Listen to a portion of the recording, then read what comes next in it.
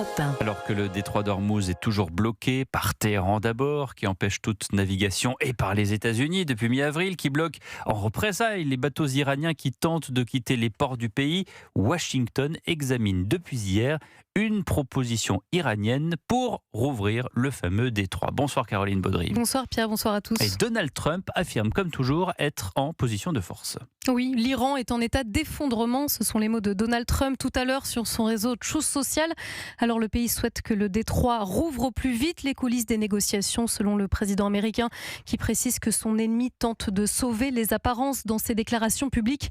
Éric Danon est ancien diplomate, ancien ambassadeur de France en Israël. Les conséquences sur l'économie iranienne sont fortes, d'abord par rapport aux moindres recettes de rentrée, bien sûr, et aussi parce que l'Iran ne pouvant plus exporter son pétrole, les cuves de stockage iraniennes seront bientôt à saturation dans quelques jours, et cela entraînera forcément une mise à l'arrêt de l'exploitation de certains puits. De quoi pousser Téhéran à revoir sa copie, ajoute le spécialiste.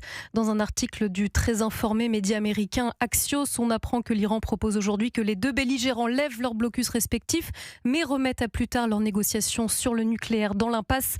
Donald Trump laisse entendre qu'il est peu probable qu'il accepte. Le président américain a du temps et l'éradication du nucléaire iranien pour seule boussole. Merci Caroline Baudry.